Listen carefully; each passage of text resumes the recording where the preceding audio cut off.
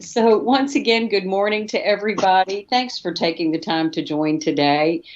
We will move pretty efficiently through our draft agenda for our upcoming board meeting at Motlow State, which we're looking forward to. And then Miles will take over on audit around 10 a.m. As Mariah just mentioned, of course, we are being live streamed. We're being recorded. This will be on the TBR website. Mariah, you are back up. Would you do us the favor of calling the roll, please? Yes, ma'am. Governor Lee. Oh, my apologies. Since this is an electronic meeting, there are 2 questions that need to be answered by regents for the record. First, can the regent simultaneously hear and speak with others participating in the meeting? And second, is the regent alone in the room? If the answer to both questions is yes, the regent can simply answer yes to both. Anyone who is not alone should identify any other people present in the room with the regent. When I call your name, please answer these 2 questions. Governor Lee. Regent Apple. Here and yes to both questions. Regent Burdine. Here and yes to both. Regent Garton. Here and yes to both. Regent George. Present, yes to both. Regent Gill. Present, yes to both. Commissioner Hatcher. Regent Hooper. Here and yes to both. Regent Kastner. Here and yes to both. Regent Pilkington. Here and yes to both. Regent Powers. Present, yes to both. Madam Chair Reynolds. Here and yes. Commissioner Reynolds. Here and yes to both. Regent Roberts. Here and yes to both. Regent Smith. Regent Spurgeon. Regent Varlin. Here and yes to both. And Regent White. Here and yes to both. Madam Chair, your board is assembled. Thank you very much. Well, as you are accustomed to answering the 2 questions, you're also accustomed to this next piece, and that is establishing the necessity to meet electronically. Of course, we view this as an economically efficient way for us to gather on matters that require our timely review prior to our board meeting later in September. Given now that this necessity to meet electronically is a non-controversial and a routine item, I would propose that we adopt this by unanimous consent. But of course, if you prefer to have an individual vote on this necessity to meet electronically, anyone should feel free to object, and we would have a roll call vote. But if there is no objection, we would obviously adopt this by unanimous consent. Do I hear any objection this morning? Hearing no objection, the necessity is adopted. Thank you all very much. Before I turn this over to the Chancellor for her opening remarks and any updates for us, I do want to mention we have had a significant loss in our great state over this past week, and that is the death of our former governor, Don Sundquist. Of course, he was the chairman of this board, which included the 6 public universities at that time. He was a champion for Tennessee. He loved politics. He loved policy. And it was a pleasure to know him and work with him. And I know all of us will keep Martha and the family in our thoughts and prayers. Just wanted to make mention of that this morning. I gather that some funeral arrangements are still pending. A memorial in service in Memphis and in Nashville, as I understand what I've read. His body may lie in state in the Capitol next week. But again, I know so many of us on this Zoom this morning knew him well and had the pleasure to work with him in various capacities over the years. So thoughts and prayers to the family of Don Sundquist, our former governor. Thank you all. And with that, Chancellor, I would like to call on you for your opening remarks. Well, good morning, everybody, and happy almost end of summer as we look forward to this Labor Day weekend and hope that we have nice sunny weather over the weekend. I would like to start off this morning by giving you just a brief update on our building projects. I want to start by saying we're on schedule and in budget. Those are my favorite words to say, and I can still make those comments, and I will continue to make them for as long as possible. All projects have designers selected at this point. Kickoff meeting with some. Hey, Chancellor, hold up just 1 second. Is the sound fuzzy to everybody? I feel like we've got an mic somewhere. If everybody would mute except me, maybe that helps sometimes. If everybody, yeah, there we go. Can you hear me now? Good. Kickoff meetings with campuses are beginning this week, which is ahead of schedule. The remainder will occur in September and October. We're preparing construction manager, general contractor solicitations for September. And the goal is to get the CMGCs on board with designer teams by the end of the year. I do have Dick Tracy on the line that is going to give us just a little bit more of a in-depth talk about it quickly. Dick, can you hop on? Yeah, but I've got Jeff Holmes that's going to do the update. All right, Dick, you can introduce Jeff Holmes. Yes, Madam Chair, Chancellor, Regents, I've got just a few slides. As the Chancellor noted, we are on budget and on schedule, and we're actually ahead of schedule. Our intent was to have the designers selected and assigned, and then the kickoff meeting starting in September. We're actually going to have 4 of those meetings occur this week. So even though maybe a week early, we're still early. I've listed the list of projects. We're talking about 29 individual projects, all associated with the $1 billion investment in technical education. We have now went through a bundling process, which is considering grouping projects together that have similarities either by region or type. And the reason in that is to get some economy of scale that will be beneficial for the private sector to participate. We've spent a lot of time, Dick and I have spent a lot of time talking to general contractors around the region to ensure that the private sector can consume these projects. And we have changed some of the bundling to allow for both large and small firms to participate. So as the Chancellor said, we're in the process now of preparing the request for proposals that will go out hopefully in the next, I would say in the next 2 weeks. And then over the course of the next 2 months, we'll receive those, we'll rank those, and then we'll kind of process those in the same fashion as we have done the designers. With that, we think that each project has a defined schedule based on complexity. So once the kickoff meetings start, all of those schedules, we have major milestone dates within those. And I should say also that most all of the projects are using the construction manager method, which allows us to do early release packages specifically on those pieces of equipment and things that have long lead items.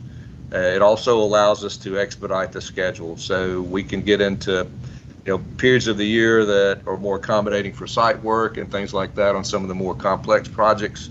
It allows us to take advantage of that. And so we think we've got it all kind of buttoned up. We've spent a lot of time conversing with the private sector, and I think we're in good shape. All the programs continue to be really good and solid, and we're excited about getting the designers on board so we can start to see some of the development of the design work as it goes forward.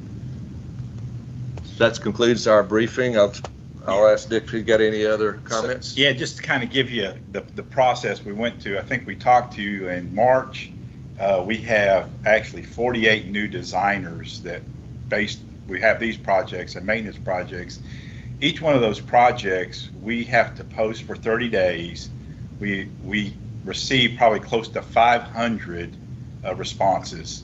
Each one of those projects we have to set up a separate committee to evaluate those responses, score them, rank those, and we forward those to the state building committee, the subcommittee for selection. So the committees are made up of people on our staff as well as the campus staff. So there's probably close to 800 to 1,000 hours just in the process to get these done to the building commission when we did. kind of ahead of their typical schedule. I've talked to the members. We appreciate their hard work because we sent all these down to get them selected in July. We also have projects that will be supplementing where we've added money to existing projects. So like I say, like Jeff said, we're on schedule. It's taken a lot of effort to get to this point, and now it's just kind of maintaining that schedule throughout the project.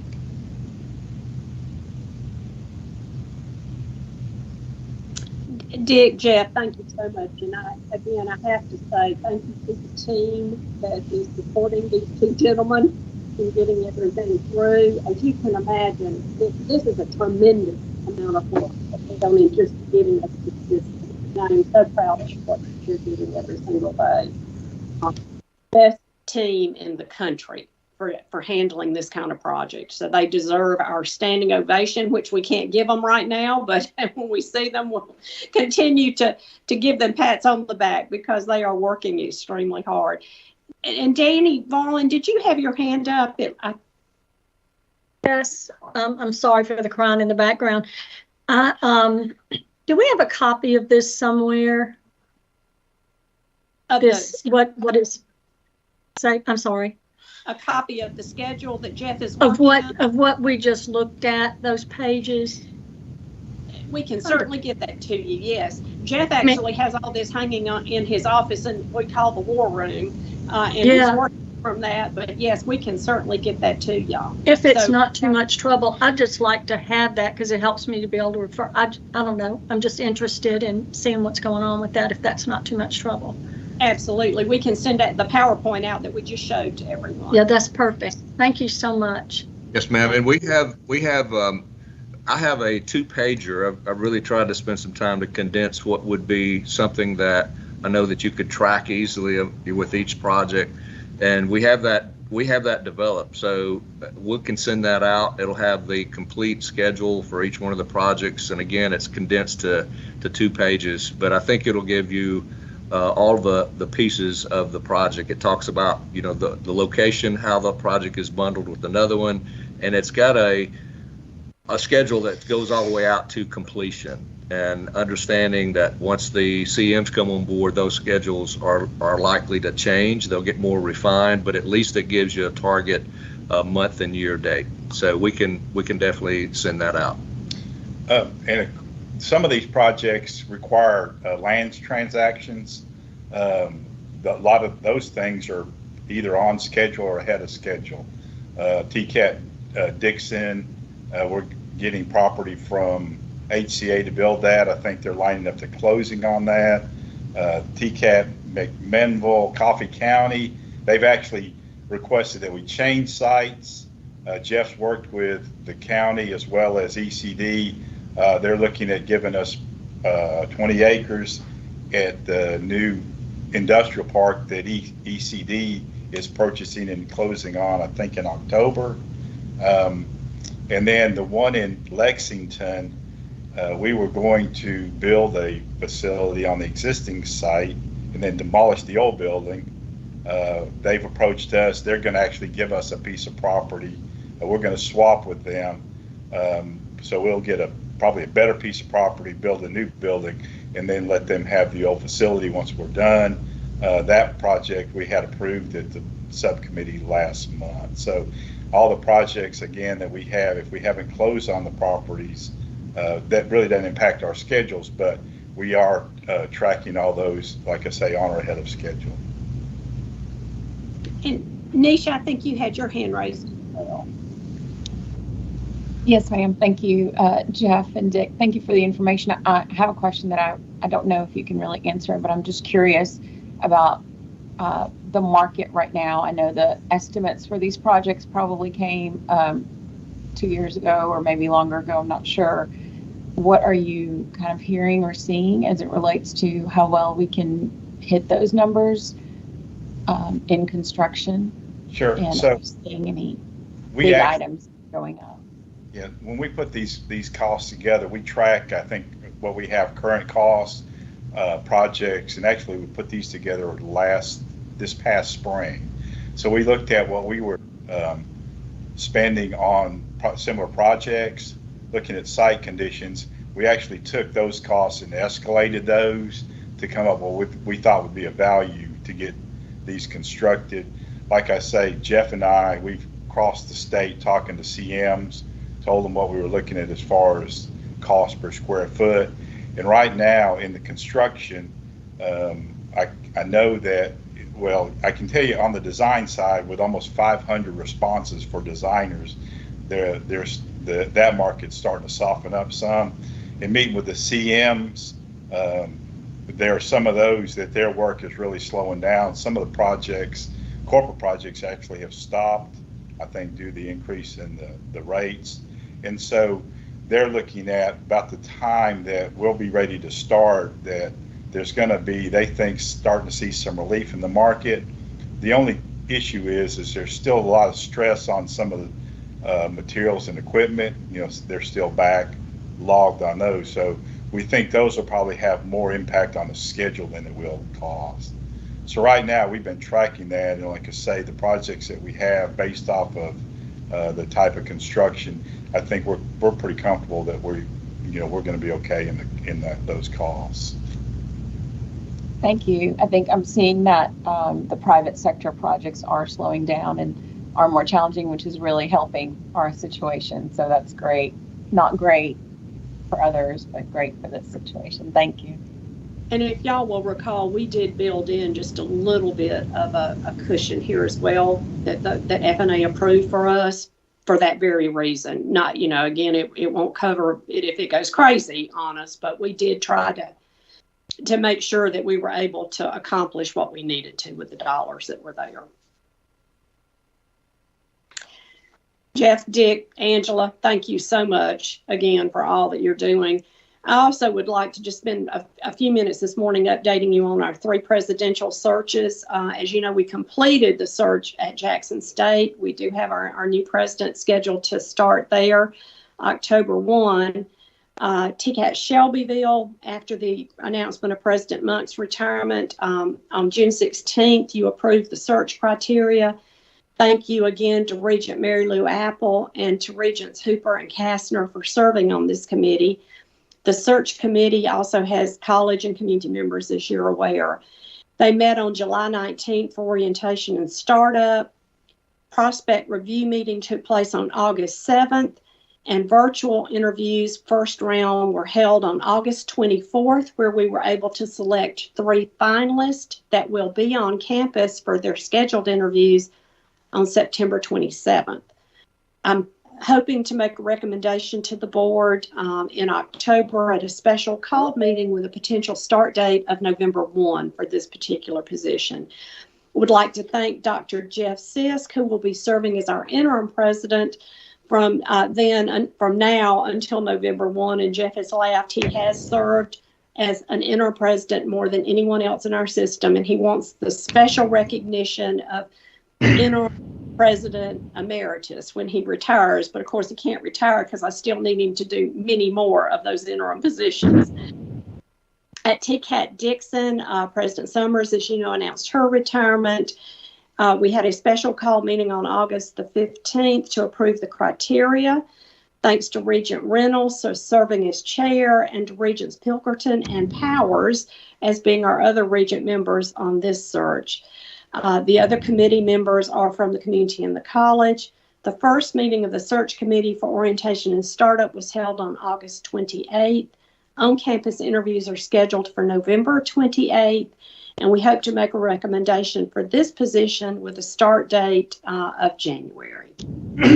At Cleveland State, thanks again to Dr. Ray Brooks, who is serving as our interim president there and did agree to stay for 1 year. How do you put in a different background? Sorry, Chancellor. I need to put myself on mute. That's all right, Michael. We approved the criteria at a special call meeting July 13th. Thank you to Regent Danny Varlin, who is serving as chair of this committee, along with Regent Miles Burdine and Tom White. A timeline for this search is in the process of being finalized, as well as the appointment of the remaining seats on the committee. We do hope to have the new president for this position in place by July 1, 2024. So, Madam President, I am hoping for no more retirements or departures between now and July 1st. And that concludes my report. We share your desire in that regard. So, indeed. Any further questions or comments for Chancellor? Thank you very much. Good report. And thanks again to Dick and Jeff. There's so much good work going on. It is appreciated. Kim McCormick, are you with us this morning? Our Executive Vice Chancellor will present on legislative priorities.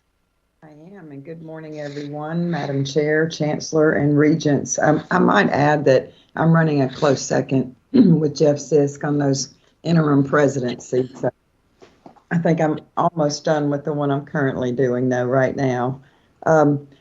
I do not have a formal presentation today, but I do want to update the committee on what our office will be presenting at both the External Affairs and Workforce Development committees during this September board meeting. In External Affairs, we really have 4 topics that will be coming up. First, as you all know, special session is underway. It is basically what we are seeing right now, in a nutshell, is the House is hearing a lot of bills. They have passed some bills for both mental health and safe gun storage. The Senate, on the Senate side, they are being very limited in what they're hearing, basically just on legislation that encompasses what the governor would like to do. So again, that is ongoing, but during the External Affairs Committee, we will do a recap of this special session and also present the compilation of bills that have become laws. Speaking of bills becoming laws, recently John Williams did a very good overview for our presidents, particularly since we have so many new presidents, about the actual process of how a bill becomes a law in the state of Tennessee. And as you all know, in every state, it's a little different. So John did a great job, and I would like for him to do that again as well for Regents, because some of you are new. It's a brief presentation, 6-7 minutes, so I think it would be worthy for everyone to hear. The third thing we will do is we will present the finalized legislative priorities for affirmation for this body, not for a required vote. We will be meeting, senior staff will be meeting September the 11th to finalize those priorities. And also on the 11th, we will be going over and preparing for the presentation that will happen on September 14th, where we will update the legislative leadership on the progress of these current capital projects. So during that September 14th meeting, too, I anticipate that we will be able to have a brief discussion with these members about what our legislative priorities are. So those are the 4 things that we will be covering. John Williams, if you are here, is there anything I have missed? I don't think so. I think that's everything that was on our list. Okay. All right. If there are no questions on that part of the presentation, then I would like to give you a briefing on Workforce Development Committee. So Jeff Sisk will be doing an update on 3 things during the Workforce Development Committee, one being obviously what we always do, which is the Blue Oval City update. The second thing is he will do an update on the general workforce development that we are doing across the system, not only with Blue Oval City, and many of these strategies that we are putting into place are being handled in very tight partnership with our Academic Affairs Department as well. So Jeff will do that. And then finally, an annual report is required by THEC every year of the workforce development contact hours across our system. This will be presented as well during the committee. I think I can say right now, Dr. Sisk, that we are definitely up from where we have been in the past. So this is a very good thing, and I think this is going to be a wonderful report. Jeff, did you have anything you wanted to add with that? No, ma'am. I think you captured it well. I'll just explain a little more in depth the THEC reporting cycle, the litmus test questions over what can count as a workforce hour for the outcomes-based funding formula. And then you're correct, Dr. McCormick. I'm looking forward. We're vetting the hours now. Then we'll submit it to THEC, and so we'll have the preliminary numbers to report to the Workforce Committee and the full board. And it's a very, very good report. I'm excited about it. Thank you. We are too. And Madam Chair, if there are no questions, that concludes our report this morning. Comments or questions for Dr. McCormick? All right. Thank you, Kim. We will look forward to more and more detail when we next meet. Thank you. Thank you. Dr. Fox, on personnel and compensation, you're giving us a preview of some items that the committee will be working on in September. Yes, ma'am. Thank you, Madam Vice Chair, Chancellor Tidings, members of the board. So similar to Executive Vice Chancellor McCormick's presentation, I'm just going to go over some brief highlights. We have a very short agenda for both finance and personnel and comp committees. So on the personnel and comp side, I'll be bringing 3 things forward for you all. We will be bringing, as is customary, you may know if you've been a member of the board for a while, we do the faculty promotion and tenure in June normally at the June board meeting. And there's always a little cleanup following that. There's some that may have been missed in the reconciliation there. So I will be bringing 3 corrections for the faculty promotion and tenure coming up in September, one from Nashville State, one from TCAT Covington, and also one from TCAT Dixon. So you will see those in your materials, and I'll be bringing that forward for you all. In addition, we are bringing forward a recommendation related to the presidential housing allowance, and that would be an increase for both the TCAT presidents and the community college presidents. Currently, the TCAT presidents are at $500. We're recommending that going to $1,000. The community colleges are at $900. We're recommending that to be $1,000 as well. We're making this recommendation to be a little more equitable, as well as a little more competitive in recruiting and retaining talent. So you will have that in your materials for consideration. And finally, as you will recall, in June, we brought forward the executive incentive pay recommendations for the community college presidents and the chancellor. But at that time, we did not have the data from COE to calculate the TCAT president recommendations. So we will be bringing those forward to you. You'll receive that in your materials, the recommendations by individual TCAT president. So that will be what's on the personnel and comp agenda. As was noted earlier, the original recommendation for elimination of one of our finance policies has been pulled for this month. We'll be bringing that forward at a later date. But I do believe General Counsel Lapps has a finance policy revision that he's bringing forward to the group today. Yeah, Alicia, let's pause there for just a second. Sure. Before we go on to Brian. Thank you. Could you give us, Chancellor knows that I have questions around this, the history on this housing allowance? I understand a car allowance. I've never quite been clear on the housing allowance. I know it's a way for us to reward people more, but do we understand how this evolved in our system? That is a good question that ABC April Preston could probably answer the historical, how it came about. I can get that information to you all and share that out in advance of the meeting, and I'll be happy to talk about it at the Personnel and Comp Committee as well. But in general, my understanding is just it's an additional benefit that you see in private and public sector. Generally, there are, housing, vehicle allowance, things like that go along with the executive incentive pay.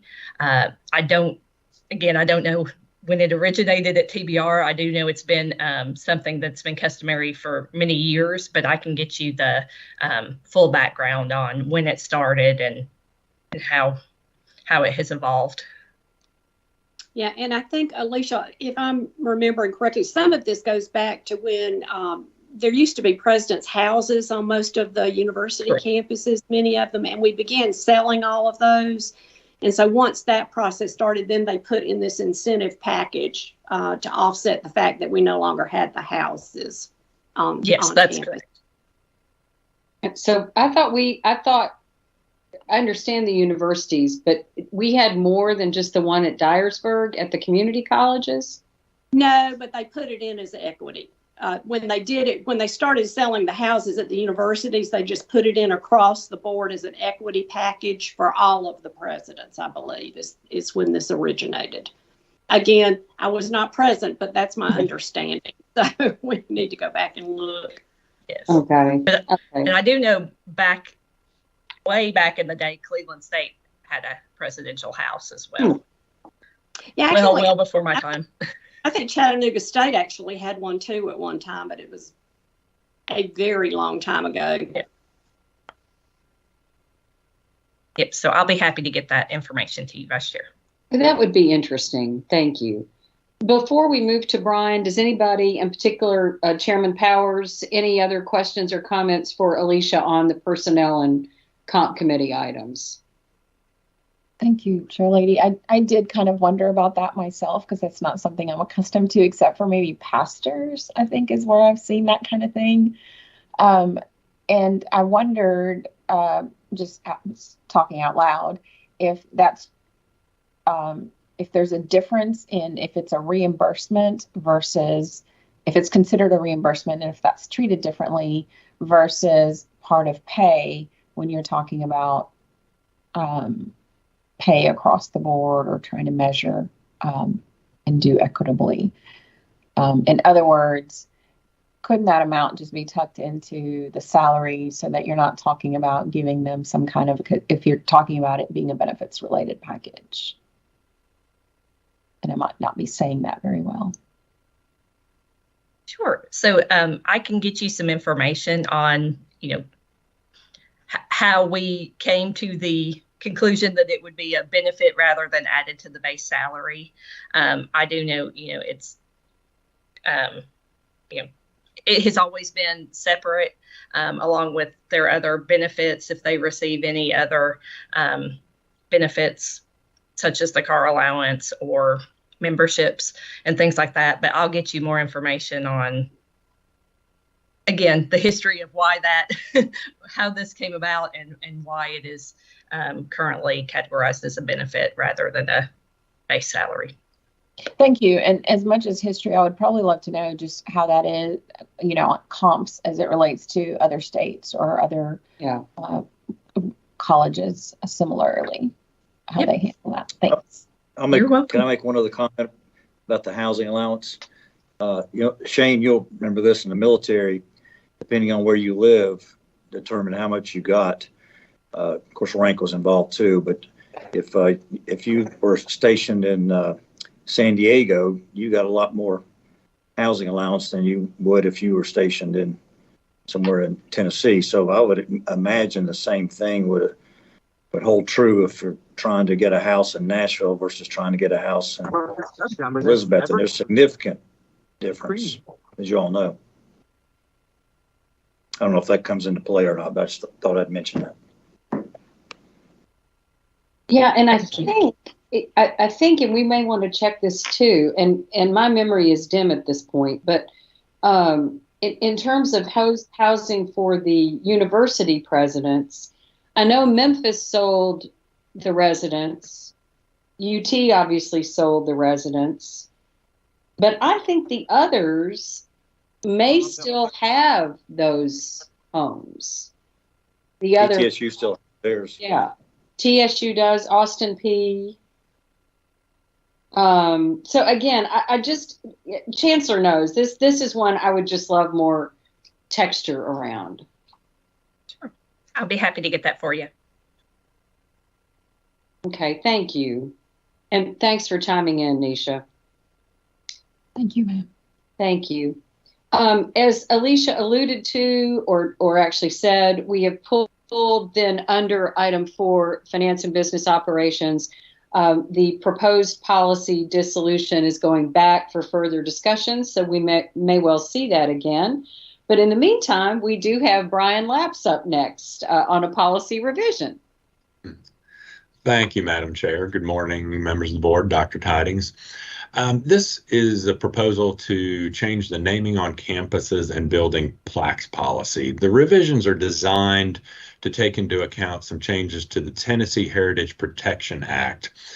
And you may recall that this act has been changed over the years in order to give the state more control over removing names, removing statues, and cities and counties and subunits of government less control over that. So think of that when I talk about how broadly this act applies. In other words, the legislature, I think, was trying to make sure there were no loopholes and so that names could not be changed.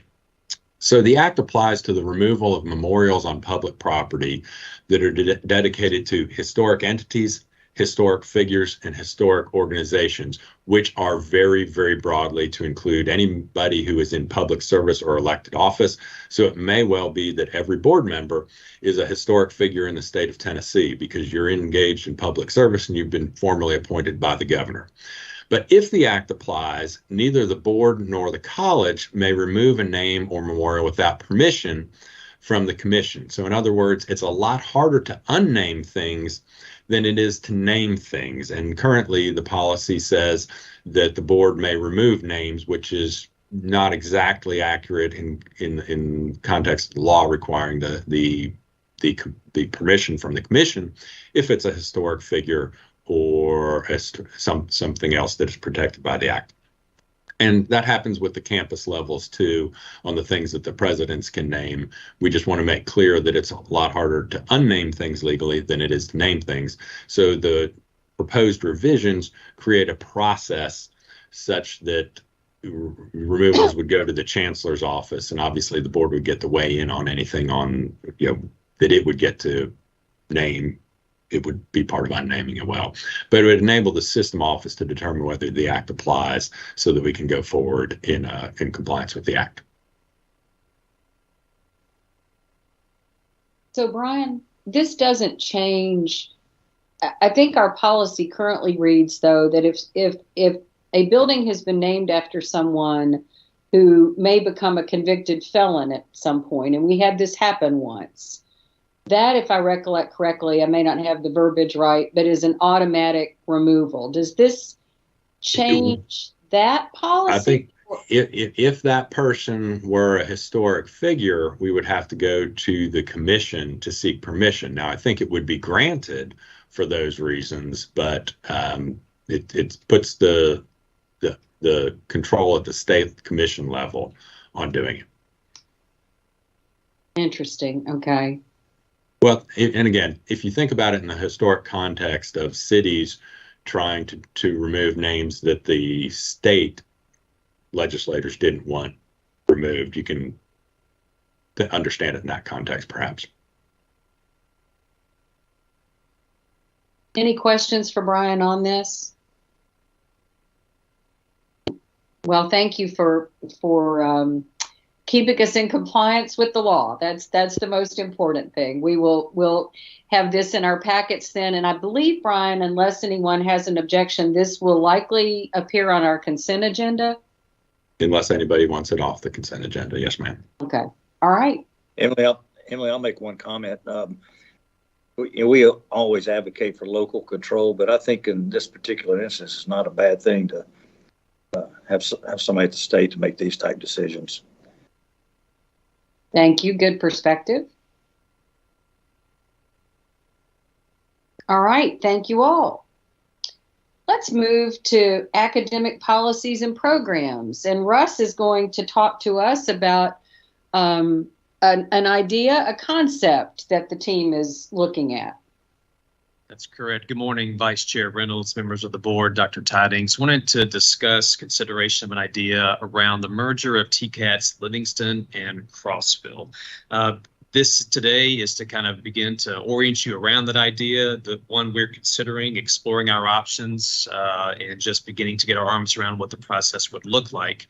Board members will recall that we have strategically done some of these mergers over the years. You'll recall the Jackson-Whiteville merger a few years ago, the Northwest merger of Ripley, Covington, and New Bern is nearing completion. And of course, McKinsey and Paris, or what we will call Henry Carroll, is also underway for future implementation. But there is a lengthy choreography, if you will, behind the mergers and the process. It involves lots of moving parts: finance, financial aid, academic affairs, marketing, digital strategy, and it involves lots of different constituents and actors. Obviously, local constituents and local policymakers, state level, Council on Occupational Education, the U.S. Department of Education, lots of folks are involved in a process like this. Wanted to bring this one forward today for the board to begin to think about it and consider it. If it were to occur, let me point out too that we don't envision or plan for any location to close or any service to be closed down or stop offering. Both colleges would continue to serve their constituents and their locations now. The rationale here, though, is it can be summarized, I think, in three ways. One is about the operational and administrative efficiencies that these strategic mergers can provide the TCAT sector and the board. Secondly, approaching the workforce development challenge from a regional perspective, the Overton-Cumberland region, and thinking about that in a more regional way. And finally, frankly, the confidence that the Chancellor and staff here have in President Whiteman, who's currently the TCAT also president and the interim of the TCAT Livingston. Cliff Whiteman is on the line today, but in sum, Madam Chair, members of the board, that is the overall process that we would go through if the board decided that this were indeed the direction to go.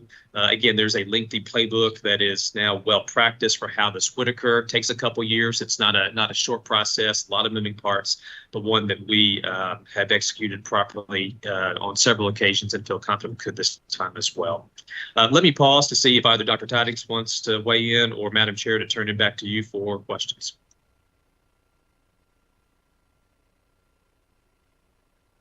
Again, Russ, thank you very much for a good explanation on this. And where we are is simply at this point beginning the discussions to start socializing this as a concept and to put the pieces in place if we decide to go down this route. We have had extremely strong leadership with Cliff Whiteman serving as our interim at Livingston and as president at Crossville. I have gotten numerous positive letters from external constituents as well as internal to the campus at how pleased they are with the job that Cliff is doing and just the unity that he has brought to that group. So feel very positive about that piece of it at this point.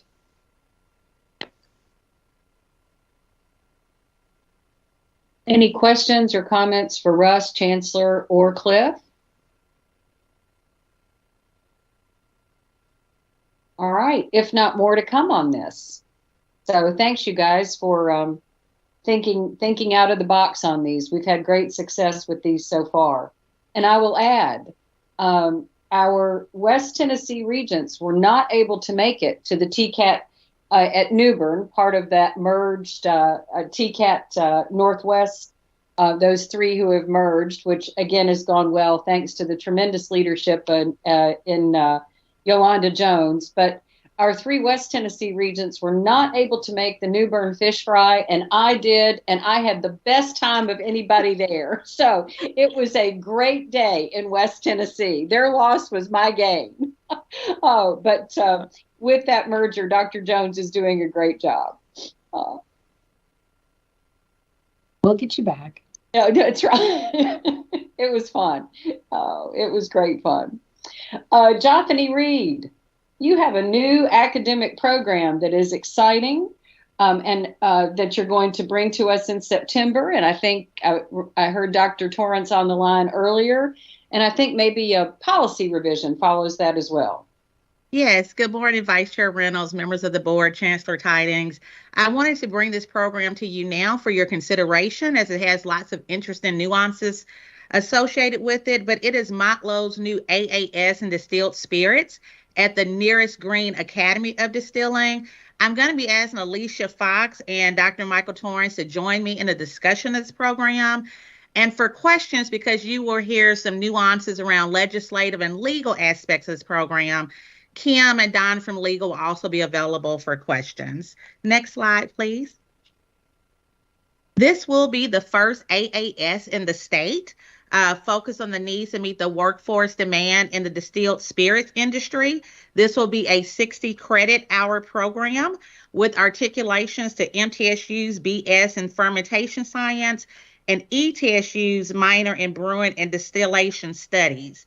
This program really fills a void and a foundation for expansion around distilled spirits. We know Motlow's local history and their affiliation with the spirits industry will make this uniquely interesting to that community. Also within that Motlow environment, Jack Daniels and George Dickel are there. And with the current implementation of the Uncle Near's distillery, this is a really relevant program for us to talk about. I will also be sharing in September the significant workforce demand for this program. Tennessee has spent about $4 billion in the state economic activity around distilled spirits, and there has been successful growth in this area. Successful graduates of this AAS will be prepared to enter this industry in key positions, such as quality control, blender, mingler, distiller assistant, and others. Salaries range from $45,000 to $60,000 a year. We're also working on those articulations to universities, because with a bachelor's degree and this degree with experience, you can go up to 6 figures working in the distilled industry area. Some of the other things that are key, growth in this area is really important. Tennessee has gone from 33 to 59 different distilling industries within the state, so that's a 78% growth. Also, Tennessee has a really prominent and growing national role in distilled spirits. Among its peers, our industry ranks second in direct employment and second in wages in the United States. In March 2022, they documented there were over 2,227 jobs, according to the U.S. Department of Labor in this area. While I will be bringing this program forward to you for approval, I do want to highlight implementation of the program will not occur until fall 2024. This is because we will be working together to ensure a successful statutory change to TCA 574109, which focuses on tasting of alcohol by qualified student criteria definitions. Currently, this code only recognizes a qualified academic institution must offer a bachelor's degree program with distilled spirits. TBR will be seeking an amendment to this code to include an associate's program. Our goal is to take that forward for a legislative change here in the spring 2024, and again, followed by approval for a fall 2024 implementation. Next slide, please. We will also be highlighting the alignment of this program, the state master plan and institutional mission. This AAS will increase outreach, unemployment, and underemployed adults, which will support THEC's collaboration with the Department of Labor and Workforce Development. It also will support industry growth and recruitment, which aligns with ECD's effort at bringing new industries to Tennessee. We will highlight how it aligns to our own TBR strategic plan, community, and workforce pillar by improving the conditions of families and communities across the state. It will also support Drive to 55 by increasing enrollment in majors, leading to high demand jobs. In increasing enrollment, I do want to highlight this program will not be available for dual enrollment students or for any minors under 18, although minors can take GE in preparation for being admitted to the program at 18 years old. This program will also support the TBR Center for Workforce Development goal through collaboration with industry, and also importantly, it aligns to Motlow's vision, mission, and strategic plan by delivering accessible and innovative learning opportunities to students with family-sustaining wages. Next slide, please. I'm going to ask Alicia to briefly highlight the revenue and cost projections of this program.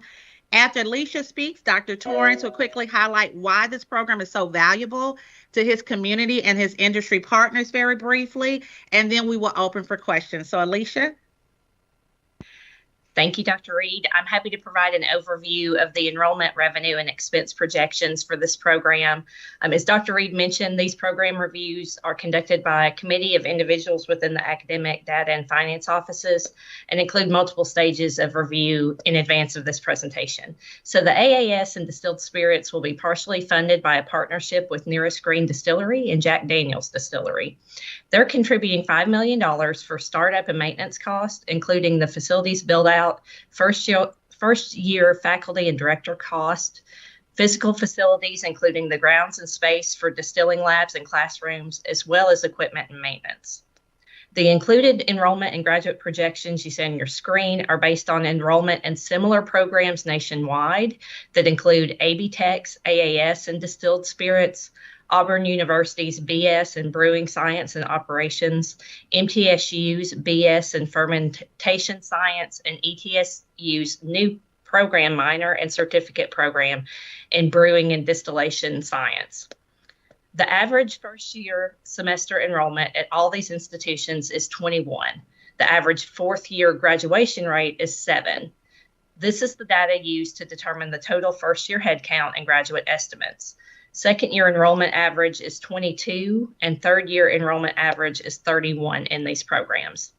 The projections below are also based on the accumulation of this data, consideration of the time to build out enrollment due to it being a startup program, and the class cohort capacity of the program, which is 15 full-time students. Related to program costs, you can see the first 3 years of revenue and expense data on this slide.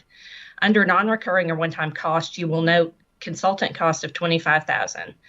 Training will be provided by industry representatives with specialized certifications, experience, and training related directly to the production of distilled spirits within the region.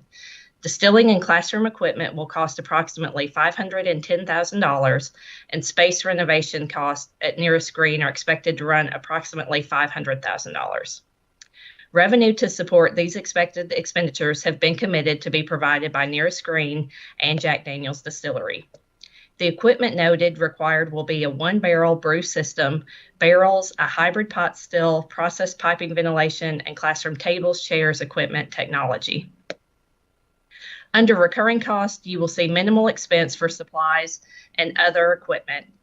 Current labs will be utilized for a portion of coursework. Therefore, expense considerations for small equipment and supplies relating to the fermentation microbiology, introduction to distiller operations, spirit projections 1 and 2, sensory and productive analysis, and safety and sanitation courses.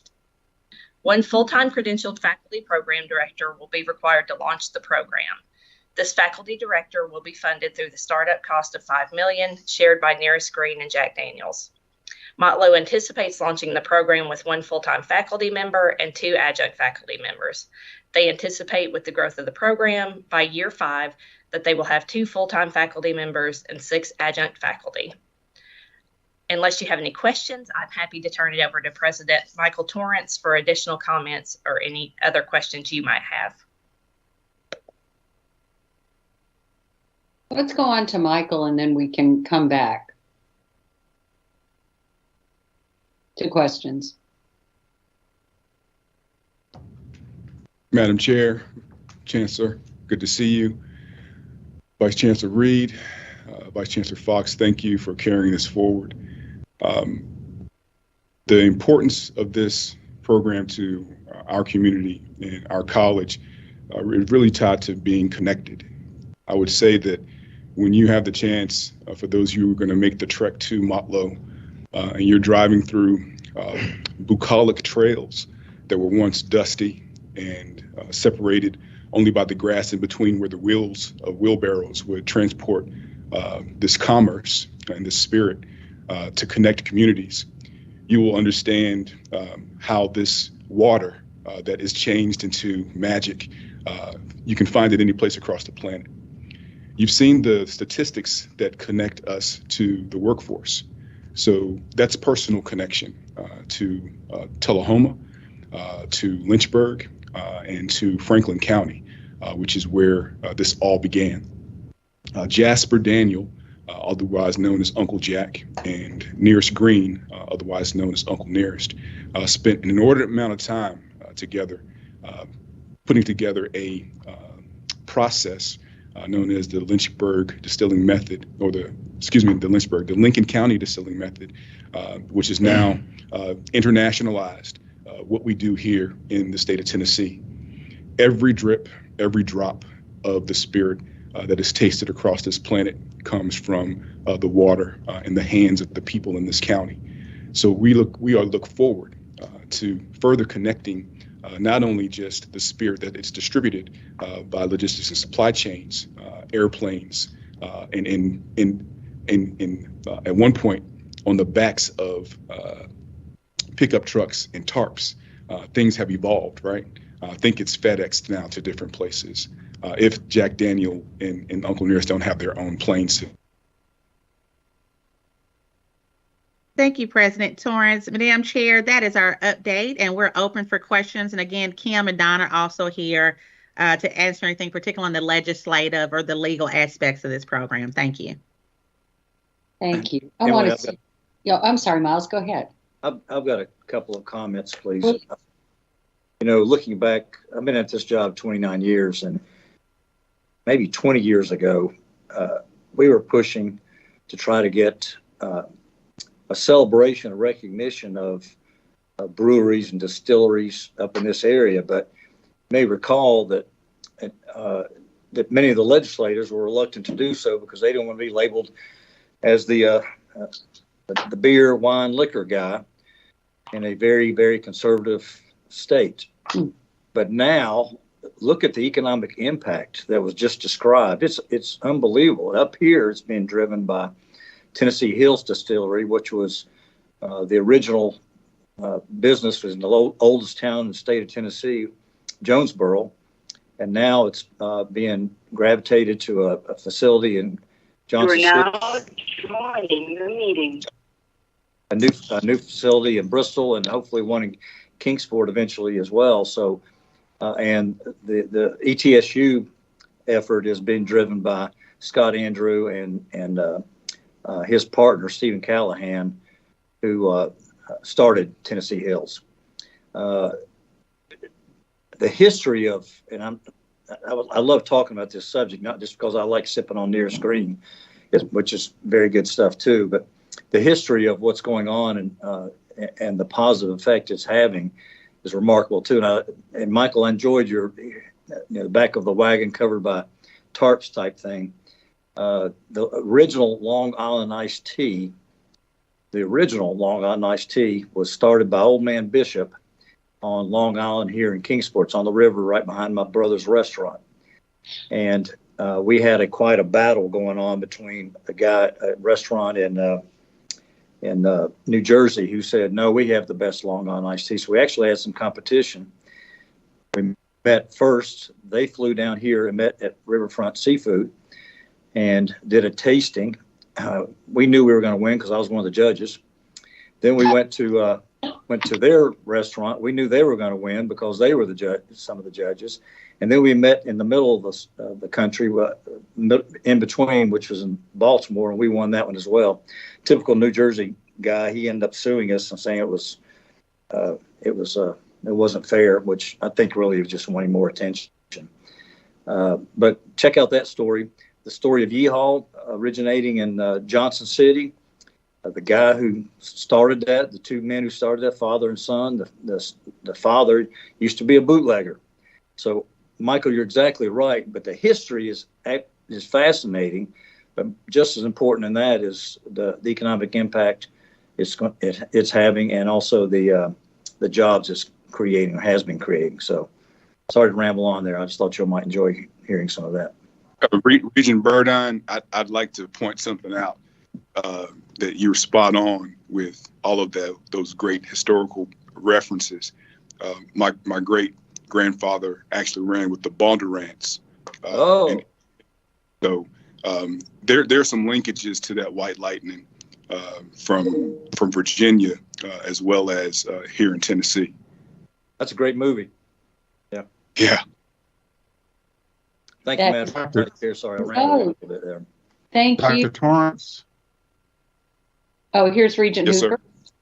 Yeah, Dr. Torrance, I just want to applaud you for this program. As Miles has just mentioned, the economic impact and what it means to the workforce can't be overstated. We're looking at Nearest Green with a project to do the second largest manufacturing announcement here in Shelbyville and Bedford County in history. And it's going to be the Nearest Green Distillery when they make their announcement about 100 new jobs and $100 million in capital investment here for jobs in Shelbyville and Bedford. So I applaud this program. That this program will be the actual tip of the spear where the rubber meets the road for people in this area to be able to obtain those jobs. So I just want to applaud that. And like I said, you can't overstate the economic impact of this program and what it means to Bedford County. So thank you all and everybody on your team that was able to pull this off. Thank you, Regent Hooper. Great comments. I think Regent Barlin had her hand up too. Yes, I do. I think She this was is awesome. I'm not even a drinker. So this is so much. You think about workforce development that we're always trying to be ahead of or figuring out what do we need to be doing in these areas.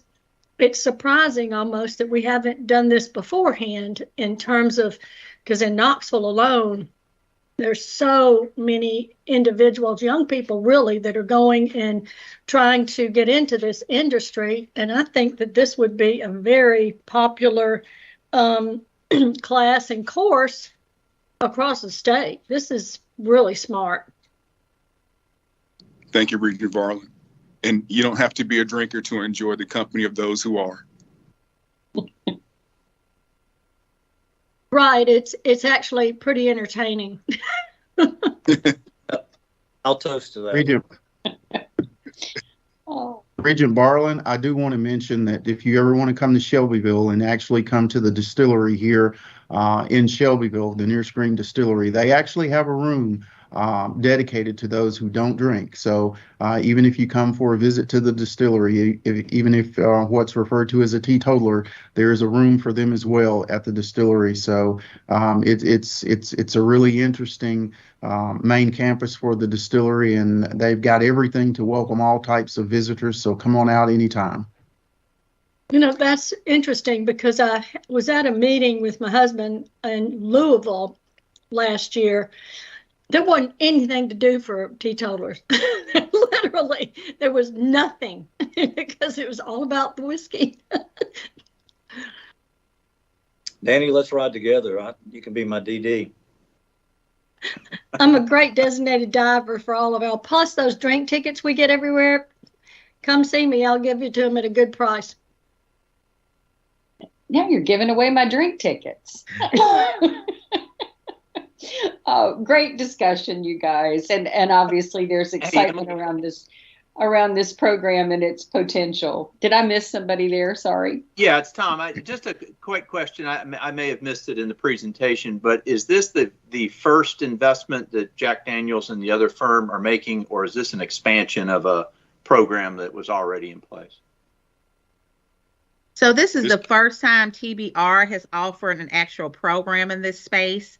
So yes, it's the first associates. Okay. The only thing TBR has before this is not a program, but Dyersburg has an apprenticeship in winery.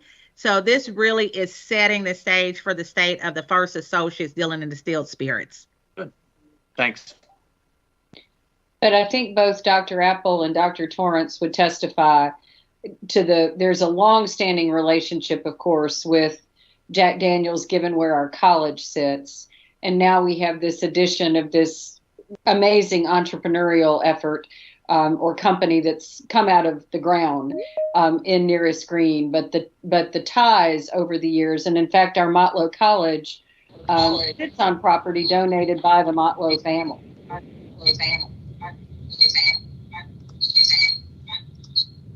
Sorry, you guys. Regent Apple, did you have anything to add to that, or President Torrance?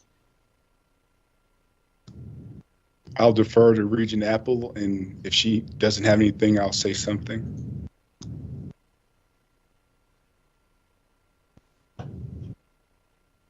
This may be where we have lost her since she was making a transition from car to residence. Oh, no, there she is. Emily? Yes. Okay.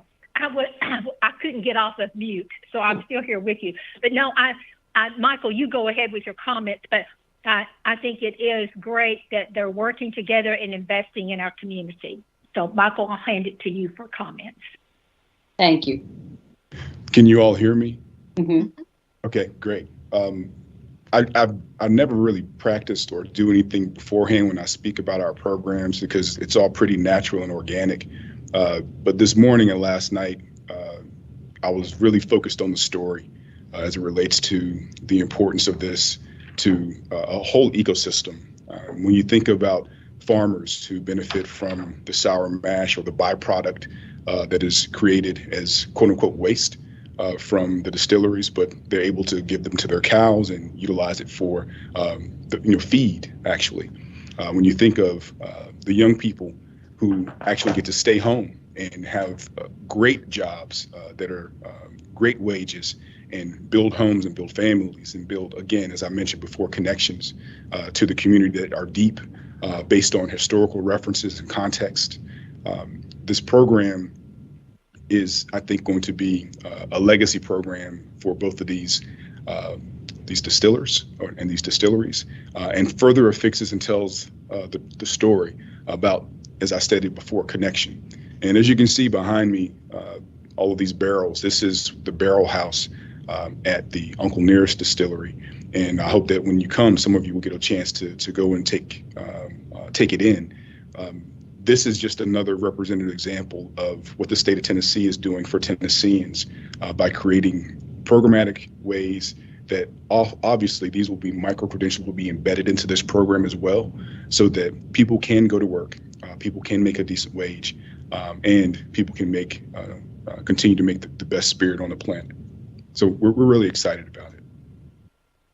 Thank you. That excitement shows. And I love your words of creating legacy programs. So thank you for the opportunity and the time and effort that you and the team have put into making this come together. Dr. Reed, I think I'm coming back to you on, as I mentioned earlier, a proposed policy provision, and then you're followed by Dr. Den and Dr. Moreland with other policy revisions as well. Thank you, Vice Chair Reynolds. Next slide, please. I'm providing an update to policy 2.01.01.00, approval of academic program units and modification. There are 3 highlights to the change of this policy. One is we removed any references to program actions for university. That language still remained in that policy. Also, what drove the change to this policy is that THEC updated their own policy, A1.0, new academic programs approval process. So I needed to make sure this policy aligned to that. What remained the same in this policy is that TBR programs still have to go through providing a notice to my office that they want to start a program, actually submitting a new program, a proposal that my team reviews and approves before it comes to the board, and participating in post-approval monitoring to THEC. The only other change in THEC's alignment, which is now reflected in this policy, is that for new programs to the state, such as the one you just saw in Distilling Spirits, that will also, after approval by the TBR board, need to go to the THEC Commission for their review and approval. It also changes that we no longer take duplicated associate degrees or certificates to THEC for approval. And again, this has no impact on TCAT programs. So those are the only changes. Again, removing university language, maintaining the regular components of the program approval process, with the only true update being new programs to the state will also go to the commission for approval. That's it, Madam Chair. Thank you. Any questions?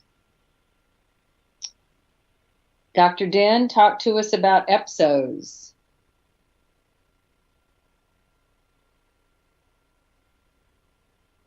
Good morning. Thank you, Vice Chair Reynolds, members of the board, Chancellor Tidings. Proposed revisions to the EPSO policy 0005 include the following. Aligning definitions of early and middle college to align with the statutory language. that governs the middle college scholarship, referencing existing TBR contract policies, supporting the creation of MOUs with school districts and high schools, and exempting homeschool organizations from such MOU requirements. Also inserts clear guidance for community and technical colleges partnering with LEAs, establishing competency expectations, ensure academic rigor, and clock hour awards for TCAT dual enrollment offerings. And additional high school instructor work, and then a general language cleanup, including the minor changes you see at the bottom of your slide. And that completes my briefing. Thank you. Thank you, Dr. Den. Any questions for Robert on this? Once again, just bringing some things back in line, it sounds like, and updating. And finally, to Dr. Moreland, once again, a policy revision with regard to learning support. Good morning. Well, good morning, Vice Chair Reynolds, Chancellor Tidings, and members of the board. Before you today are proposed revisions to TBR Policy 2.03.00.02, which governs learning support at community colleges. Additional details about these proposed revisions were included in your materials for review, and it's important to note that these proposed revisions emerged from a working group that convened earlier this year to develop recommendations for this policy in response to a research study that TBR conducted and released in 2022. As you review and consider the proposed policy revisions, some context here may be especially helpful. This is one of the lengthier and more nuanced academic policies, and the proposed revisions are substantive in nature. And so with your permission, I'll briefly provide a bit more context about this topic before moving to a description of the proposed policy revisions and their expected impact. If we go to the next slide, we'll begin with some of that context. Learning support, as you know, is the term that we use for courses that provide academic support to students who need additional assistance in order to be college ready. If we move to the next slide, you'll see a little bit more context about the number of students who are impacted by this. One important terminology note: in the past, you may have heard learning support referred to by some other names, including remedial courses or developmental education courses. Most students at our community colleges are deemed academically underprepared when they arrive. And students who are deemed academically underprepared must take these learning support courses, typically in their first year of college. If you think about all of the first-time freshmen who will who have enrolled at community colleges this fall, 6 out of every 10 of those students will require learning support courses for at least one subject. And as you see here, many of those students will require learning support in multiple subjects. In other words, this is a policy area that will affect most of the students at community colleges. Learning support is the primary way in which our colleges address the challenges of academic preparation, and this is something that most students will encounter as soon as they apply to a community college. So important to get it right. If we go to the next slide, you can see a bit more background about this topic. Given the importance and the impact of this work, community colleges across the state have made it a high priority over the past decade to constantly be improving the delivery of learning support. Until about a decade ago, TBR colleges relied upon the prerequisite remediation model. But then in 2015, TBR became the first system in the country to implement the co-requisite learning support model at scale. To understand the distinction between those two models, I'll direct your attention to the figure on the right. In the prerequisite remediation model, at the top of this slide, underprepared students often faced a complex and daunting pathway. In that model, students who arrived at college and who were deemed underprepared for college-level coursework were required to complete a sequence of remedial courses, and they had to complete those courses before they could enroll in college-level courses that counted towards their degree. Those remedial courses were not credit-bearing and did not count toward the student's degree, but were required to be completed before students could advance to college-level coursework. In that prerequisite model, very few students were successful. For example, in that model that was in place until about a decade ago, only about 1 out of every 5 underprepared students would ever complete a college-level math course. But in 2015, TBR became the first system in the country to implement the co-requisite learning support model for all students. In that co-requisite learning support model, all students, regardless of their level of preparation, can enroll right away in college-level courses that count toward their degree. At the same time, those students who are underprepared are enrolled simultaneously in learning support courses that provide additional help to help those students get up to speed. Those learning support courses are offered alongside the college-level classes that are credit-bearing and count towards a degree, but in a co-requisite model as opposed to the prerequisite model. When that was implemented in 2015, student success dramatically improved. The rate at which students were completing those key entry-level courses in math and English doubled in 1 year. And TBR was the first system in the country to implement that innovative model. And so in 2020, 5 years later, TBR received research funding, grant funding to conduct research about the impact of this significant innovation. And here's what we learned from that study.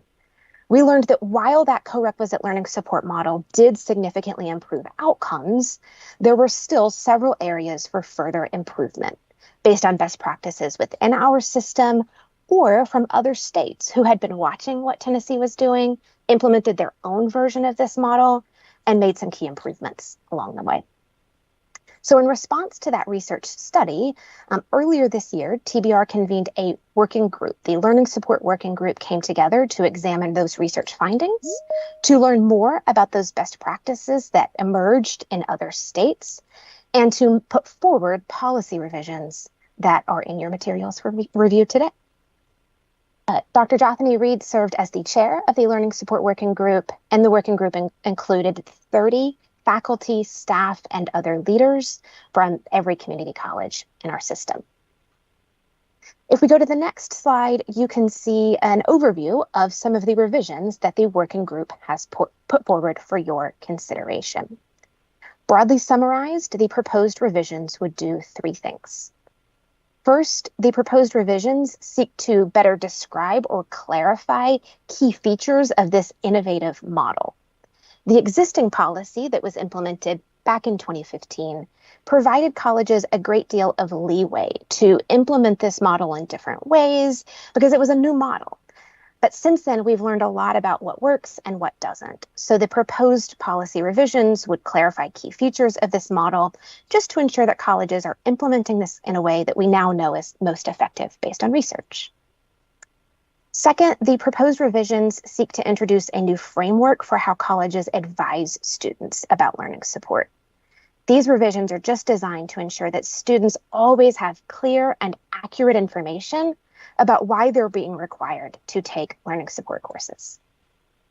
Lastly, the proposed revisions would introduce an innovation framework that's designed to encourage colleges to continuously improve and find new, better ways to serve learning support students going forward. If we go to the next slide, you can see a little bit more detail about the proposed policy revisions. As we said a moment ago, the proposed policy revisions are really just designed to ensure that colleges are implementing this innovative model in alignment with research-based best practices. And so here you can see some of the examples of what that looks like. The policy revisions have attempted to add or clarify some key features about the implementation of this model. For example, the revisions clarify that learning support courses, those assistance courses, should be offered simultaneously and clearly linked and aligned with the college level courses that students are also enrolled in, all just designed to make sure that students have what they need to be successful in those college level courses that count toward their degree. Finally, on the last slide, you can see a summary of these policy revisions. In addition to this, in your materials, we've included a short memo that describes this rather complex policy in more detail and provides more information about those 30 members of our working group who graciously provided their time and feedback to this work. At this time, I will turn things back over to you, Vice Chair, for any questions. Questions or comments for Amy and this important work? Commissioner Reynolds, I think she was going to have to leave us a little early, but is she still with us by chance, Mariah? She is not on the call. She had to hop off. Okay. So I was hoping to hear from her on this, since this obviously underscores that need for alignment from the high schools into the college experience as well. But let me move on, and I see Regent Varlin has her hand up. Yes, I'm just so happy to see this next version of, okay, we've done this, and now what happens next? I was one of those students that needed learning support when I first started college in math. And of course, you did the remedial and all this stuff, but I like the direction this is taking us further to figure out next step to keep the students encouraged, I guess is the right word, that they can do this, and providing the support along with it so they just don't feel like a dummy. To be honest, it's not a good feeling. So just congratulate you, and very, very excited about these next steps. Thank you. Anyone else? Well, thank you, Dr. Moreland. As always, you did a great job setting up the conversation around this. And again, thanks to the working group for the leadership here. Now, if I understand correctly, and Brian will correct me if I'm wrong, the policy revisions we have just heard about, including the more extensive work done with regard to the learning support aspect, will be included on our consent agenda at the September meeting, hence the conversation today and the briefing. No corrections needed. Thank you, sir. All right. And Brian, leave that mic on. You have our last policy revision for review, and it is in the governance space today. Thank you, Madam Chair. This proposed revision is to implement a statute that was passed this past legislative session, which is the Tennessee Higher Education Freedom of Expression and Transparency Act.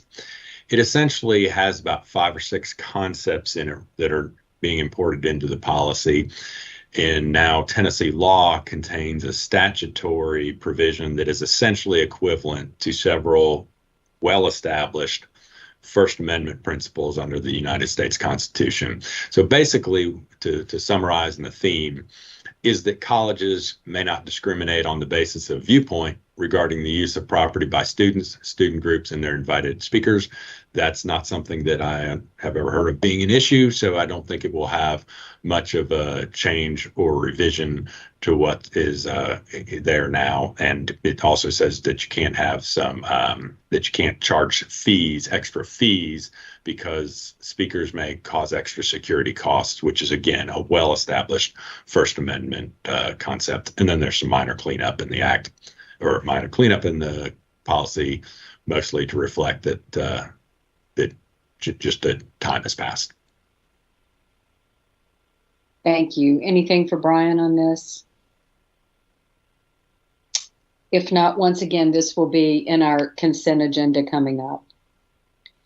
So, Chancellor, I will borrow from Dr. Torrance and ask you to give us highlights on our quarterly meeting as we head to those bucolic trails at Motlow College. It is indeed a special spot in Tennessee. Absolutely. And we are very excited and looking forward to our September meeting. It will be hosted by Motlow State, along with TCATS Murfreesboro, Smyrna, McMinnville, and Shelbyville. It will be happening September 21st and 22nd at the Motlow State Tullahoma campus. Thursday, lunch will start at 11:30 with committees starting at 1 p.m. The college presentations will begin on Friday at 9 a.m. with the board meeting starting at around 9:30. A draft agenda was included in your materials for today's meeting. And as always, Mariah will continue to keep us updated on the details of the meeting. And if you have any questions, please feel free to reach out to either myself or Mariah. But we look forward to being together in person in September in that lovely part of the state. Indeed. And with an opportunity for a couple of tours that Thursday morning, I believe, for those coming in time. One being at nearest green, which will be fun. Anything else, Chancellor, from your end? Thanks for a great conversation this morning. Again, just thanks to all of you for participating today. Looking forward very much to seeing everyone in September and continuing to move the great work of the team of TBR forward. Thank you so much. Well said. If there is no further business to come before this board, we will adjourn our committee on committee meetings this morning, or committee chairs meeting rather this morning. And Regent Burdine, with your fancy shirt, I will turn this over to you to begin audit with a couple of minutes to spare here. Thank you, Madam Vice Chair. The audit committee is called to order and state the following. Madam Secretary, would you please call the roll? I'd be glad to. Since this is an electronic meeting, there are 2 questions that need to be answered by regents for the record. First, can the regent simultaneously hear and speak with others participating in the meeting? And second, is the regent alone in the room? If the answer to both questions is yes, the regent can simply answer yes to both. Anyone who is not alone should identify any other people present in the room with the regent. When I call your name, please answer these 2 questions. I'll start with our audit committee members, and then we'll check for other regents who may be remaining on the line. Regent Apple. Here and yes to both. Chairman Burdine.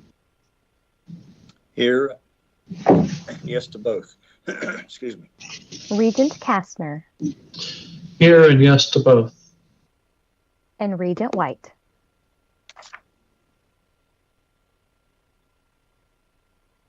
Sorry, here, yes and yes. Sorry. Thank you, sir. I'll now check for other regents who may be on the line or who may have joined us. Governor Lee, Regent Garton. Yes. Thank you. Regent George. Present, yes to both. Regent Gill. Commissioner Hatcher. Regent Hooper. Regent Pilkington. Here and yes to both. Regent Powers. Present and yes to both. Vice Chair Reynolds. Here and yes. Commissioner Reynolds. Regent Roberts. Here and yes to both. Regent Smith. Regent Spurgeon. Regent Varlin.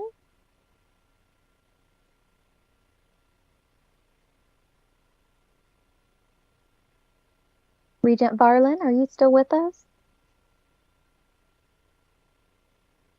And I'll check for Regent Gill. Are you with us, Regent Gill?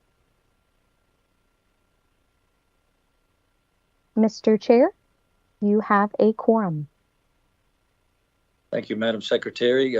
First is the informational reporting and highlights of the audit findings and recommendations. So, Mike, you're on board. Thank you, Regent Burdine, and thank you, Vice Chair Reynolds and Chancellor Tidings. And also welcome Regent Garton. Mike, this is Mariah. I'm so sorry. Regent Burdine, we are needing to establish the necessity to meet electronically. I'm so sorry. I'm sorry.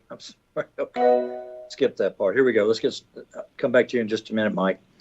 This meeting is being held electronically as it's the most economically efficient way. The matters to be considered require timely action review by the audit committee. Given that the necessity to meet electronically is non-controversial and routine item, I propose that necessity be adopted by unanimous consent. Anyone who wants to have individual votes on necessity to meet electronically should feel free to object, in which case we'll have a roll call vote. If there's no objection, the necessity to meet electronically is adopted. So do I hear any objections? No objections, so the necessity is adopted. I apologize, Madam Secretary. And back to you, Mike. Thank you, Regent Burdine. And I'll just end with welcome Regent Garton and Regent Roberts for Audit Committee. I do want to start sort of on a sad note.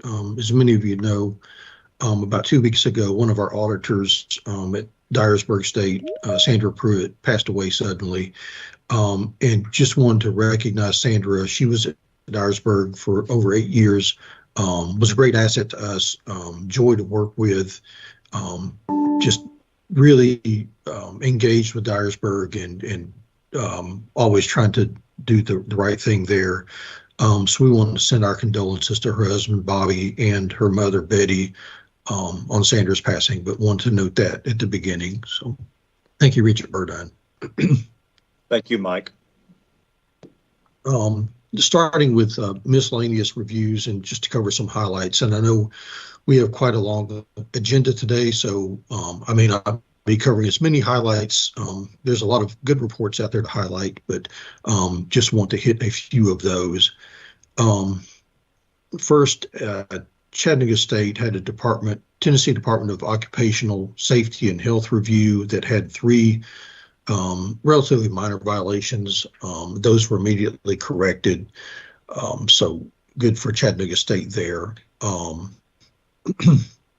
The National Association of Student Financial Aid Administrators did a financial aid audit at Cleveland State this past spring. That resulted in 25 findings and corrective actions, which is pretty extensive. However, Dr. Brooks and the staff there are working very hard to get those items corrected. We do want to keep an eye on that just because of some of the findings there, but wanted to bring that one to your attention. But I think they've got a good track going to get things corrected.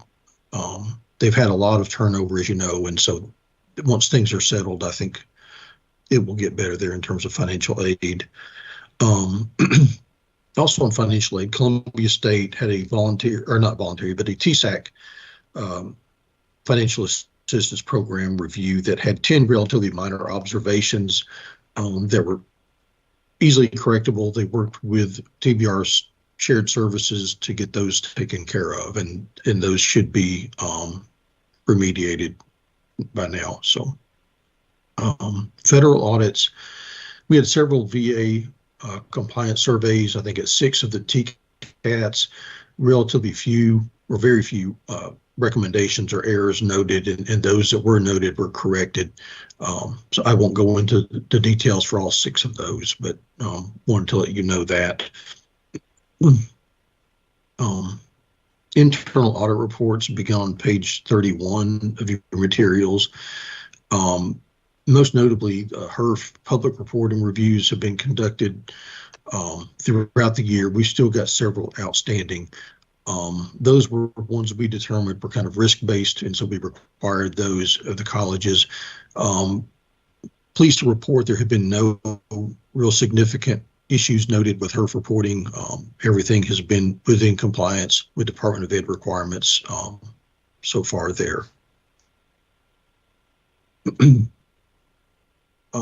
One investigation to note was at TCAT Chattanooga.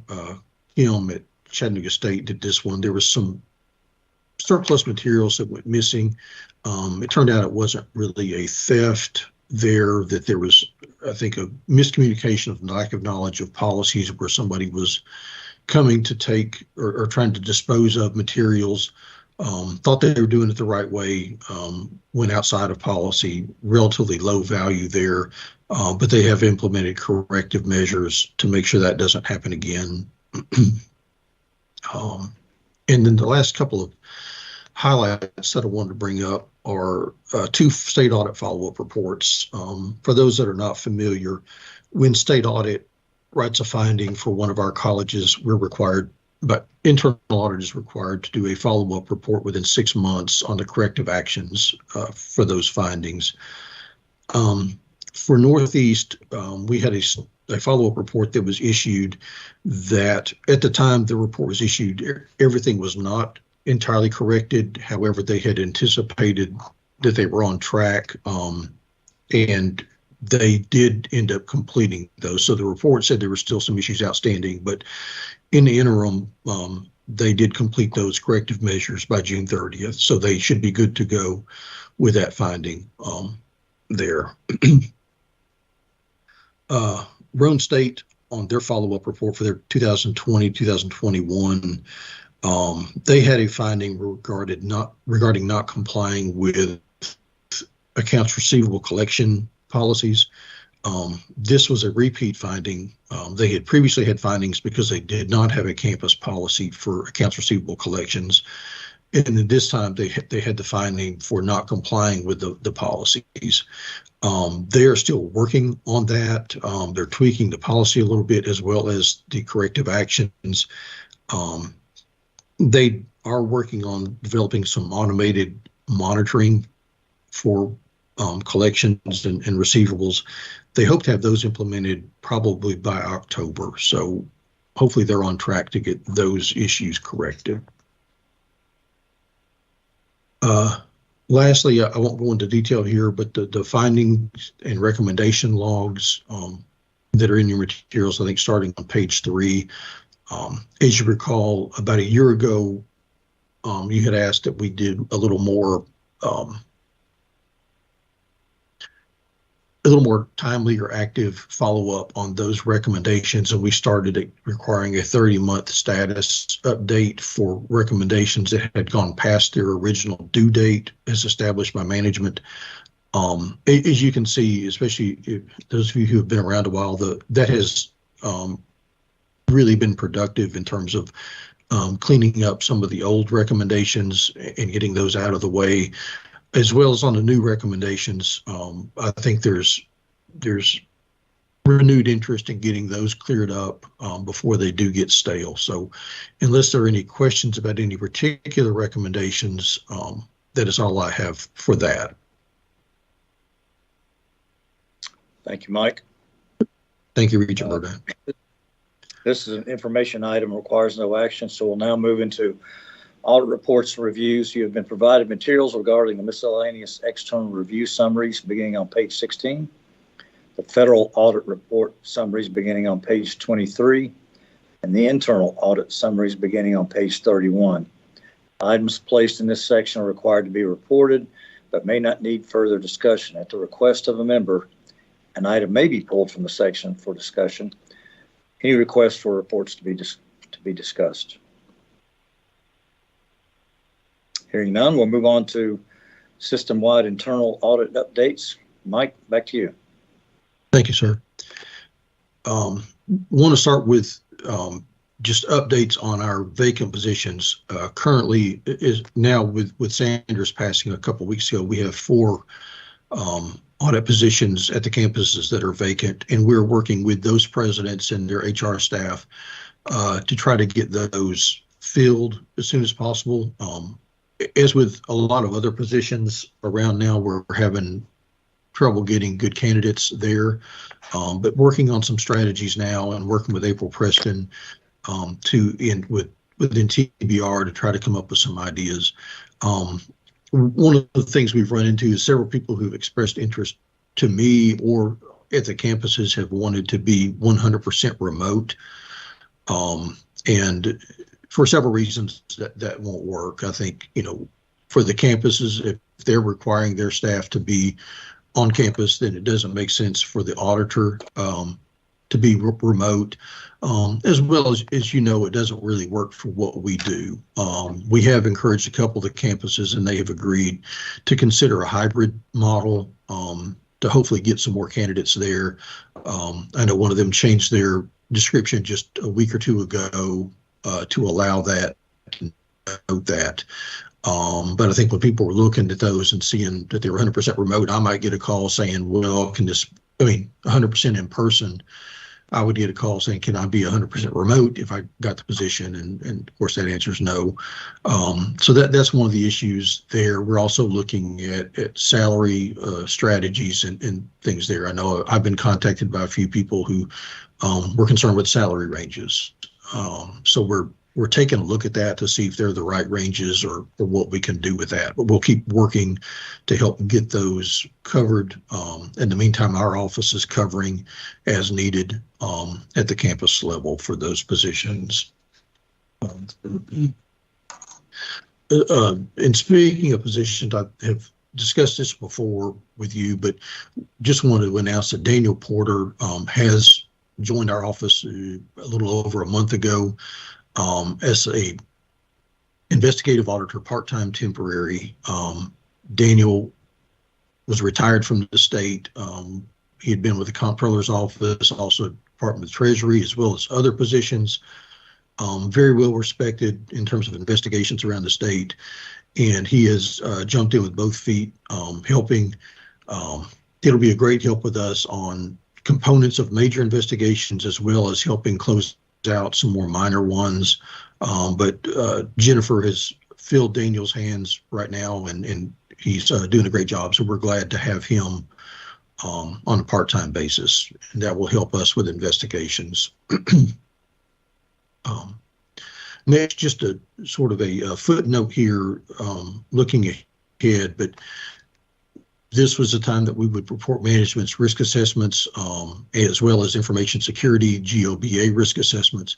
We'll present those in executive session as required, but wanted to let you know that's coming up, just to have that on the agenda for open session. And then that is all for my updates, Regent Verdine, unless there are any questions. Thank you, Mike. A couple of comments. You and I have talked frequently about trying to find auditors. The competition for that skill is significant all across the state of Tennessee. And so I appreciate you trying to search for ways to pay what's required in order for us to recruit and retain, because they're critical to what we do as a board. And handling of wanting to work from home 100% of the time, I agree that's not possible. But the hybrid idea, I think, does make sense, and I'm sure everybody on this call has faced a lot of the same thing with their organizations and their employees. So thanks. Good job. Thank you, sir. We'll now move. Thank you. Now move on to review of internal audit year end status reports for fiscal year 2023. Back to you, Mike. Thank you. The year end status reports, we're required to report on our activity once a year. Those begin on page 52, and I will just want to note some highlights here. For completed audits, the majority were for required audits and consultation or investigations, mainly in institutional support areas and financial management. We prefer that the risk-based request or follow-up audits or projects kind of be the majority of the hours. Usually looking at around 30 to 35% is where we would prefer to be on those. At this point, for this year, we were at 26%, which is not bad. However, we did increase the required audits this year with the HERF audit. We try to keep the required audits being risk-based, not just because I want something to be looked at, but that we have a risk basis for those. And as I mentioned earlier, the HERF audits is one of those. We counted it as a required audit. However, the decision to require those was certainly risk-based.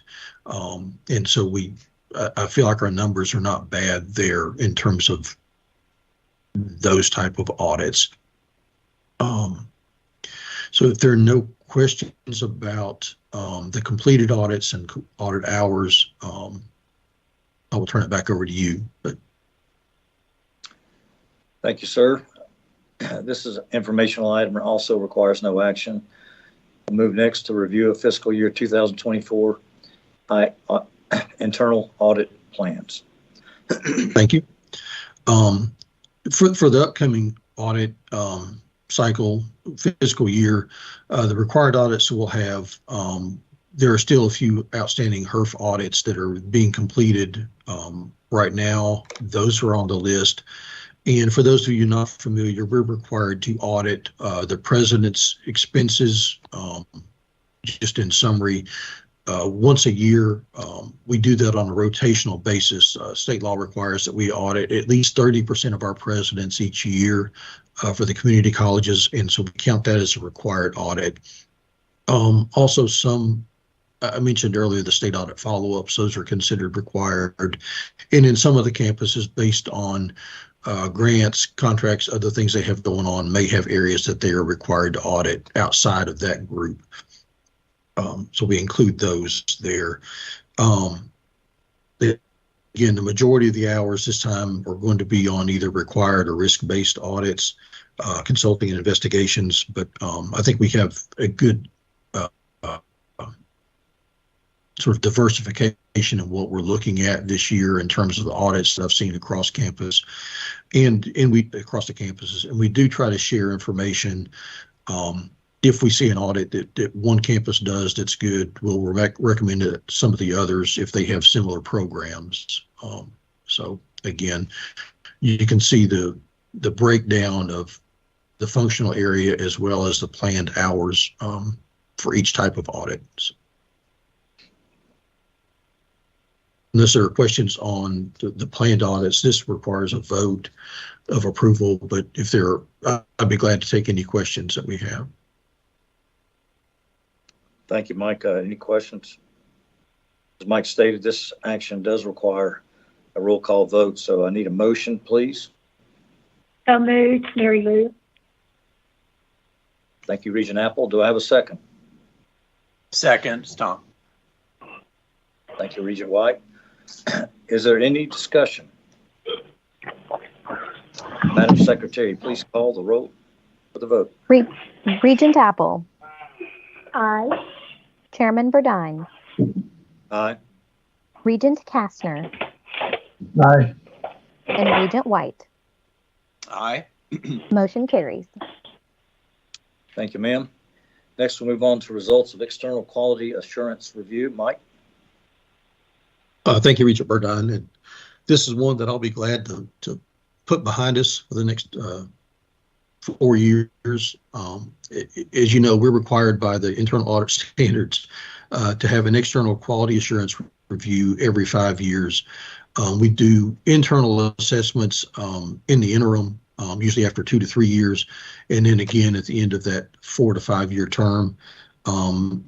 They are quite a lot of work, but they provide good information. This year we had our external review.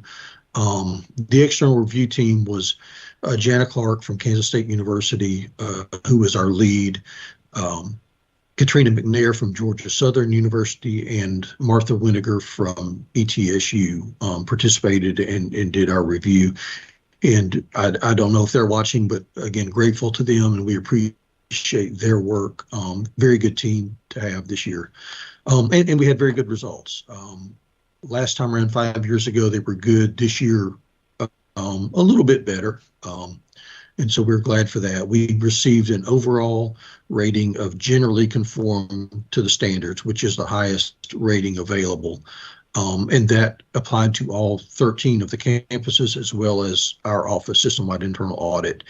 5 years ago, we had one campus that was partially conformed, so we moved the ball a little further this time, and everyone was generally conformed. So congratulations to all our campus auditors, as well as our office for that. There were 2 recommendations that I want to bring to your attention, and audit committee members I know have seen this, but they recommended we look at our status in terms of recommendations, audits and our audit plans and audit updates, where an auditor may sort of get to a stopping point on an audit and pick up something else. We've used the status of in progress sort of as a blanket term, and they would like us to consider something more like on hold or deferred or closed, some more definitive terms. And we'll look at that to see kind of how that fits into what we do, but a relatively minor recommendation. But I think when they looked at it and saw in progress, the thinking was, okay, you've got one auditor that has 6 audits going on at the same time, or that you have several audits that nothing is going on with. So a little more clarity there, and we'll be glad to take a look at that.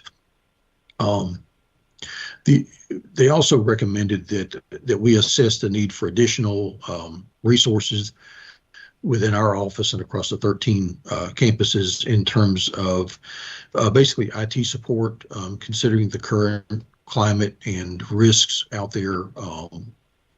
As most of you know, we have one information security auditor, Don Fritz. They did look at putting more resources in that area, and we certainly, I think we all recognize that risk and the need for that, and we're working with Vice Chancellor Fox, the Chancellor, and everyone to assess that and see where we can go in terms of putting more resources there. But I think everybody's on board with that. It's just a matter of what that looks like once we put that in place.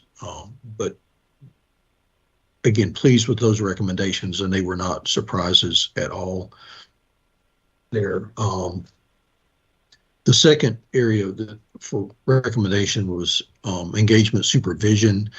One of the standards requires review of all work, and so they want us to look at, we have a checklist that we have used in the past, which has been good. They suggested some tweaks to that, adding dates and initials and things like that, as well as possibilities of reviews among the auditors of their work, which is something we've considered before. It's a little problematic, depending on the nature of the audit and all that. So we provide review services, of course, with our office, but they just asked that we consider some other alternatives and possibilities there. We'll certainly take a look at that.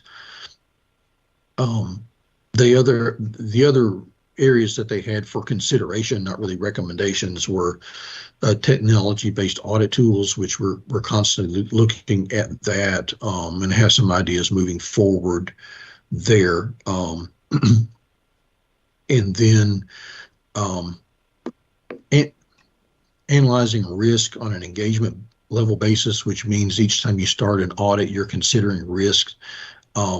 We think we're doing that with each of our campuses and in each of our audits, and certainly our office, whenever we are putting an audit out there, as I mentioned earlier, we're considering the risk there. But I think at the campus level, they would like to see a little more clear documentation of that process in some cases, which is relatively easy to do since we're already doing the work. It's just a matter of putting that on paper or in a file there.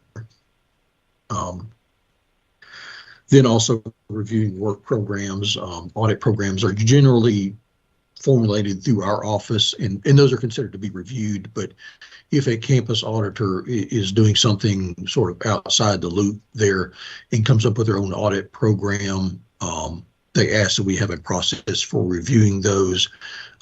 Those cases are pretty rare, but that's certainly something that we can easily implement without any problem. But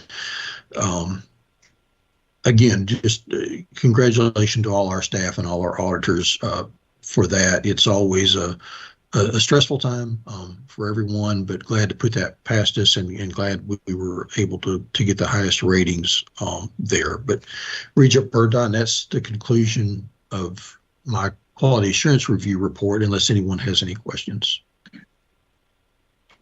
I'll make a couple of comments here, Mike. I knew you would humbly pass on the credit to your team, but I must say that you led the effort, and thank you for preparing me so well for my interview. And the interviewers, sorry about my phone. The interviewers, reviewers did they were very professional. They listened a lot and really didn't have to make many comments. They just wanted to hear how we handled things, how you handled things. And so I was not surprised by the very positive results. And we were able to, celebrate those a little bit via email and via conversation. But so job well done. Having said all that, Madam Vice Chair, Chancellor, I don't know if you want to comment or not, but I certainly think it's appropriate. I'll just say ditto. I know Mike is glad to have this behind him. As far as I'm concerned, they can come every year because it's such a pleasant experience, because Mike and his team always have us ready. And I say that tongue in cheek, but it just makes me very proud of Mike and his team. And they did a great job. It was, I know it's always stressful, but at the end of the day, to receive the comments that they did was superb, and the overall rating. And Chancellor knows this, and she can speak to this. We know we run a lean operation. So this is helpful to us to have further evidence that we may need more resources, and that's okay. Now it's our job to figure that out. Yeah, I concur with what both of you have just said. I truly do want to brag on this team and the great work that they do every single day. They do what I call the bread and butter work, which is the work that we have scheduled, everything that we know we have to look at that will be part of this review, but part of the everyday job that we do.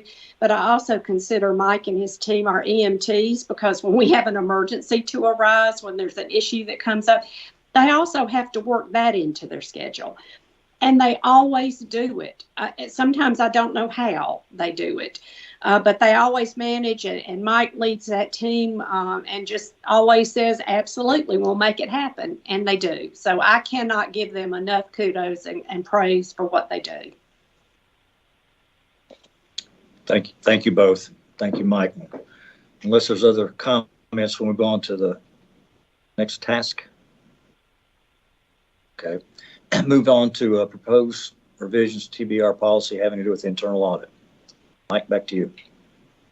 Thank you, Regent Burdine. And first, thank you, Madam Vice Chair, and thank you, Chancellor, for your comments. I really appreciate it. And I know everyone appreciates those comments. Thank you. Up next is something a little new. It's been a while coming. On page 113, we've proposed some revisions to the TBR internal audit policy. Some of those are obviously more minor, just little corrections and things, but we did modify the certification requirements for the college internal auditor positions. We've discussed this a little bit previously, but finally are putting it in the policy. The main thing there is, in the past, we've required either a CPA or a certified internal auditor designation for the campus auditors, and we've expanded that to include the certified information systems auditor designation. For one thing, foremost, in recognition of the times we're in and the risks that we have, that's probably the most respected and recognized certification that applies there. Secondary benefit is that it opens up a little bit opportunities for applicants too. But our main concern was addressing the risks that we're in at the time. The other significant change is we tweaked the language related to continuing education. It might not mean anything to a lot of y'all, but when we read it and then we look at the CPA requirements for the Board of Accountancy, it was a little muddy. And so we just wanted to kind of clean up that language there. And then again, some other minor corrections, grammatical preferences and that kind of thing. But the main thing was to add that certification. And as I've discussed before, this is something that we had discussed with some of you all. I've discussed it with some of our auditors, as well as universities, UT, Austin P, Memphis, just some other ones we've talked about it with, as well as the comptroller's office. So we put a lot of thought and effort into that before we added that one. But again, I would appreciate your approval on those tweaks. This revision has already been to the Business Affairs Subcouncil a couple of weeks ago. If it's approved here, then it will go to the presidents and then the board for final approval. Thank you, Mike. This action does require a roll call vote, but first I need a motion to approve. I'll make the motion. It's Tom. Thank you, Tom. Second. I'll second it. Thank you, Todd. Do I have any discussion? Hearing none, Madam Secretary, please call the roll. Regent Apple. Aye. Chairman Burdine. Aye. Regent Kastner. Aye. And Regent White. Aye. Motion carries. Thank you, ma'am. Next up, a review of charters, responsibilities, and standards. Mike, back to you. Thank you again, Regent Burdine. And I'm going to try to sort of kill two birds with one stone here, just in the interest of time. But we have the audit committee charter, which of course applies to this group. And then we also have individual internal audit charters. Our office has one, and each campus audit office has one that is signed by the president and the auditor. And we review both of those every year in light of the standards, in light of what we're doing, and to see if there are any changes that need to be made. What can we do better? And there are a couple of revisions to both of these, both the audit committee charter, as well as the individual campus audit template charters. And the primary revisions there are, one is, and these start on page 132, but we added a section that basically recognizes the requirement for confidentiality within our work and our work papers. That is something I'd given some thought to previously. And then when our review team was here for the QAR, talked about that with Jana, and we sort of shared charters, and they had some good language there. And so we've added that. I think it's a key thing that just needs to be included, so that we recognize the confidentiality there. We get that question a lot, and I thought that's a good place to memorialize that. The second significant change is to recognize that our office should have access to any campus audit files, in the event of vacant positions, which we have now, or extended absences, just to sort of smooth that process through. Obviously recently we've had to get some audit files from campuses, and realized there was nothing really there that defined that and allowed that. So we wanted to get that language in, just to make it more comfortable for the presidents and us, that we are authorized to get those files at any time if we need to. And that just helps in various ways, for any kind of absence. Somebody's on vacation and we need something, but we wanted to define that within the charters there.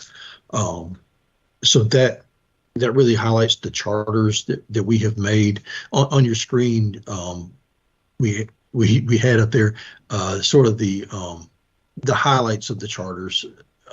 As you know, we want to cover that with you every year, and it's in the materials. Again, I won't go through and read all of those, but just really like to point out the key information from the charters, as well as, of course, at this time, bring these changes to you.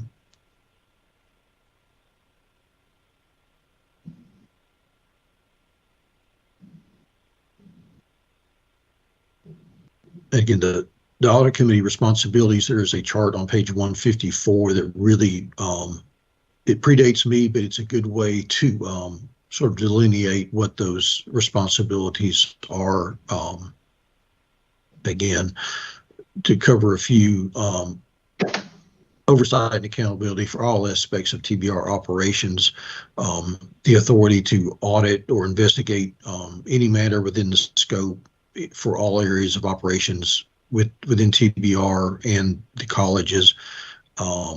It delineates reporting responsibilities that I report to this committee, and that the campus auditors report to the committee through our office.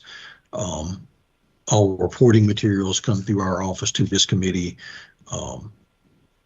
This committee has authorization to approve salaries, hirings, as well as dismissals of campus auditors, with the committee's approval. But that just covers a few of the highlights there of the responsibilities. The internal audit standards, we try to cover those again every year. We're required to cover those. That is a whole book, so we're not going to go through the whole thing. But just there's really two main categories of standards. There's the attribute standards, which recognize how we perform the audit activity. Those are the 1,000 level standards and are on page 155 to 157 in the materials. Then the performance standards on page 157 to 160 sort of describe the nature of our work, the quality criteria that we use, the performance measures, and the real standards of what our work should look like and what we're expected to do in terms of gathering evidence, and the real details of the work. But if there are any questions on any of that, I would be glad to answer those. The changes to the audit committee charters, I think, will require a vote, but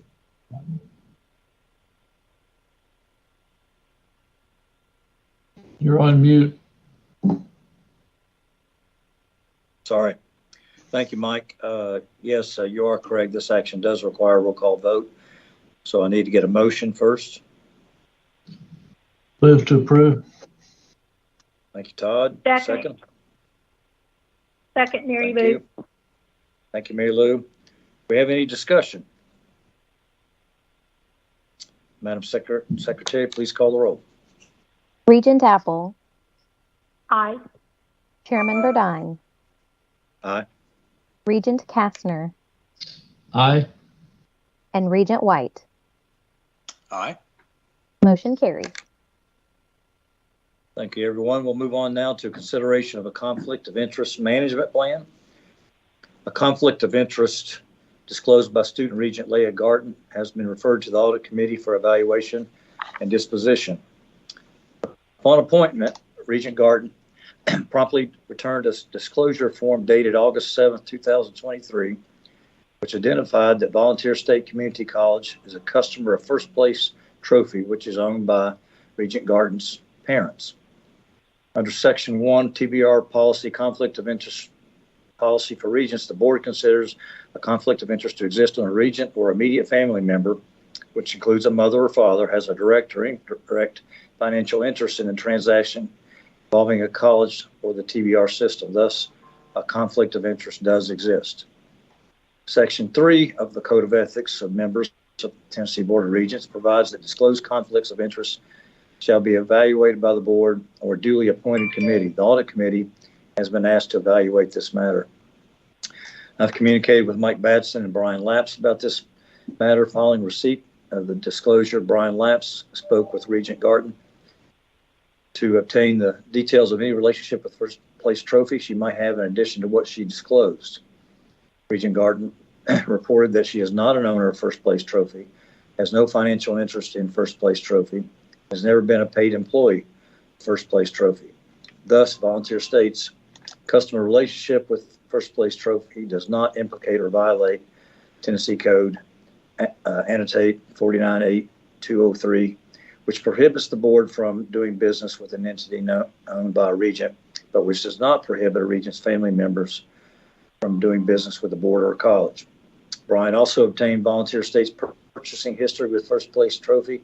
I have reviewed that purchasing history, and there's been a long-standing customer relationship between First Place Trophy and Volunteer State. The amount Vol State spends annually with First Place Trophy is relatively small and does not create any appearance of impropriety.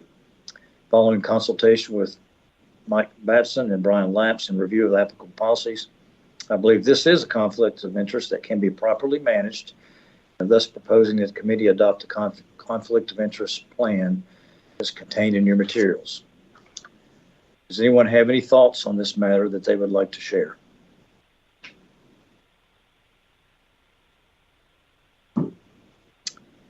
Hearing none, this action does require a roll call vote. Do I have a motion to approve? So moved. Tom. Thank you, Tom. Second. Thank you, Todd. Do we have any discussion? The only discussion I'll add was well handled by both the regent and our attorney and chief audit executive. So, Madam Secretary, please call the roll for the vote. Regent Apple. Aye. Chairman Burdine. Aye. Regent Kastner. Aye. And Regent White. Aye. Motion carries. Thank you, everyone. This does conclude the agenda for the public session. Unless anyone has any further business to come before the committee, the public portion of this meeting stands adjourned. Now, thank you, everyone, for your time. Public session has concluded, and board members, board officers, key audit personnel should have received information to join the executive session